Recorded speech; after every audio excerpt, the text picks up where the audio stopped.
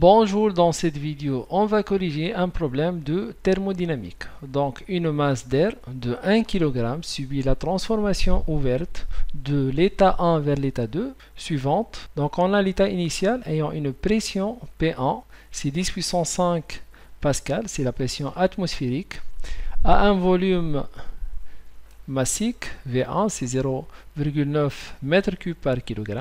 La pression de l'état final P2, c'est 4,5 fois 10 puissance 5 pascal. Et le volume V2, c'est inconnu. Donc, cette transformation de 1 et V2, tel que le produit PV, c'est égal constante. PV égale constante, donc on sait d'après la relation ou la loi de gaz parfait, PV égale nRT. Donc, PV constante, donc nRT c'est constante. Donc, la température, elle est constante. Il s'agit d'une transformation donc isotherme. Première question, on va calculer V2 et on va tracer le diagramme de Clapeyron de cette transformation. Donc, on a PV constante, donc P2 V2, c'est égal P1 V1.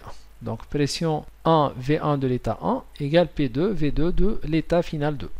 On peut tirer ici facilement V2, c'est égal P1 fois V1 sur P2. Donc P1 c'est 10 puissance 5 pascal sur P2 qui est 4,5 fois 10 puissance 5 pascal fois V1 qui est 0,9 m3 par kg. Donc on trouve V2 c'est égal 0,2 m3 par kg. C'est le volume massique, volume par unité de masse. On va tracer par la suite le diagramme Clapeyron, c'est la pression en fonction du volume massique, en fonction du volume.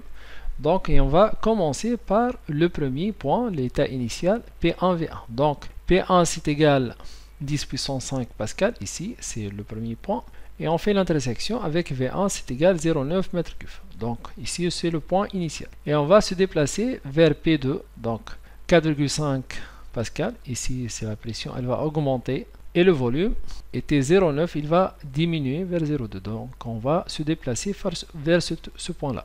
Donc la transformation de 1 vers 2, elle est sous forme d'une hyperbole. Donc, et on va se déplacer de 0,9 m3 par kg à 10 puissance 5 pascal vers 2. Donc c'est 4,5 fois 10 puissance 5 pascal. La pression elle a augmenté, mais le volume il est diminué. Donc ici, on a pris une proportion hyperbole. Donc il s'agit ici d'une transformation isotherme. En fait, PV c'est égal à une constante, c'est égal à nRT qui est constante, donc la température elle est constante. On va calculer le travail échangé entre l'état initial 1 et l'état 2 au cours de cette transformation. Donc on rappelle que le travail c'est égal l'intégrale entre l'état 1 et l'état 2 de moins P dV. Or on a P fois V c'est une constante, donc on a P1 V1 égale P2 V2 égale PV c'est égal une constante. Donc on peut tirer l'expression de la pression P c'est égal P1 V1 sur V. Donc le travail de V12 s'écrit entre l'état 1 et l'état 2, c'est moins P1 V1 fois dV sur V. Donc on peut intégrer facilement dV sur V, ça donne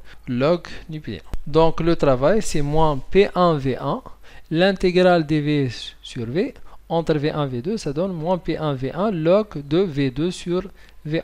Ou bien encore, on peut éliminer ce signe moins, donc log de A sur B, c'est moins log de B sur A.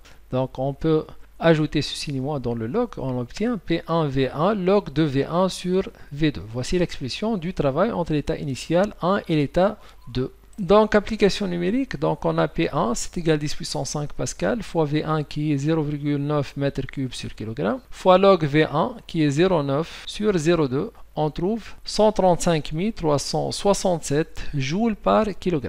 Ou bien en kilojoules, kilojoule c'est 10 puissance 3 joules, donc c'est presque 135,3 kJ par kg. Donc voici, on a terminé cet exercice. Merci et à la prochaine.